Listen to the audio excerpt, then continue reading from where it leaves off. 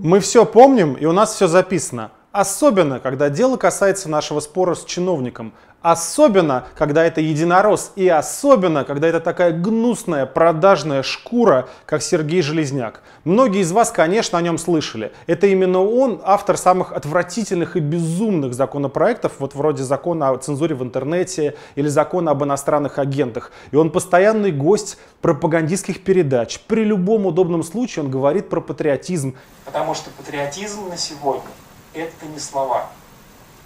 Патриотизм на сегодня – это прежде всего дела. Иногда он даже патриотически поет.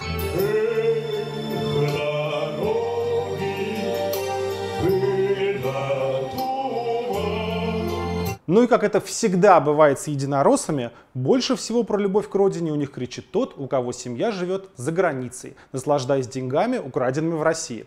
В 2012 году я опубликовал расследование, в котором рассказал, что дочери Железняка учатся в элитных школах Англии и Швейцарии. Депутат платит за их обучение сумму, превышающую его годовой доход. И при этом он владеет коллекционными машинами и несколькими квартирами. А еще чуть позже мы доказали, что Железняку принадлежит и офшорный яхт-клуб. И вот относительно своего незадекларированного имущества ответить нашему патриоту было нечего, но зато он тогда громко и гордо заявил: «Мои дети отучатся за границей и вернутся в матушку Россию». Вот вы сейчас смотрите на запись Железняка в его фейсбуке, которую он своими ручками сделал. Прошло 4 года. Давайте тогда с вами вместе посмотрим, что же случилось с семьей депутата Железняка. Может быть, мы должны извиниться перед ним, потому что его дети, отучившись в Англии и Швейцарии, вернулись к нам на родину, чтобы разделить с нами тяготы экономического кризиса. Давайте начнем с того, что по соцсетям и другим открытым источникам посмотрим, чем занимается старшая дочь единоросса Железняка. Анастасия Железняк. Она сначала отучилась в американской школе в Швейцарии, а потом поступила на бакалавриат в Лондоне. После бакалавриата она домой не вернулась, а продолжила свое обучение уже в другом английском университете. В 2015 году Настя Железняк завершила свое образование, но в Россию, как обещал ее папа, опять не вернулась, а устроилась на работу. И как вы думаете, куда? Самое логово русофобии, если верить папе Железняку, в телекомпанию BBC, которую наши официальные власти просто считают рупором антироссийской пропаганды. Те решения, которые сегодня под давлением британских властей приняты английскими финансовыми учреждениями, говорят, что там есть большие проблемы и со свободой слова, и с соблюдением прав и законности. Именно там она познакомилась со своим будущим мужем, шотландцем по фамилии МакКлимонт, и стала наша Настя Железняк Настей МакКлимонт. А в ближайшее время она еще и станет гражданкой Соединенного Королевства. Мы будем требовать от официальных британских властей объяснения в связи с данной ситуацией.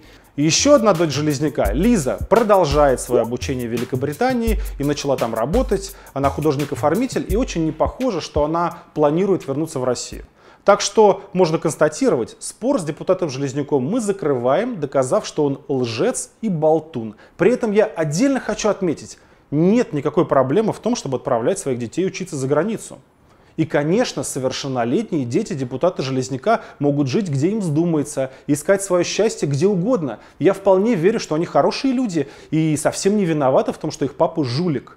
И претензии у меня только к одному – к бесконечному лицемерию таких вот железняков, ставших просто основой власти. Они без конца учат нас любить родину, рассказывают об угрозах Запада. Они всю свою карьеру и политику построили на том, что критикуют Европу и США.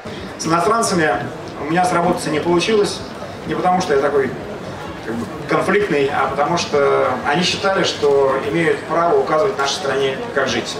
И одновременно с этим по-тихому выпихивают своих детей в эти самые западные страны, чтобы они там учились и жили. Понятно почему. Они же нормальные, любящие родители и отлично понимают, что здесь в России они уничтожают и нормальное образование, и нормальное здравоохранение. Поэтому, естественно, желая своим детям лучшей доли, они отправляют их подальше от себя, своего Путина и своей партии «Единая Россия». Вот недавно была в СМИ дискуссия, будет ли принят закон, который заставит всех чиновников вернуть своих детей из-за границы.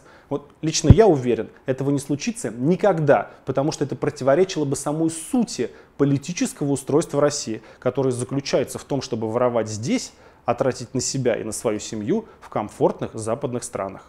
Подписывайтесь на наш канал, здесь говорят правду.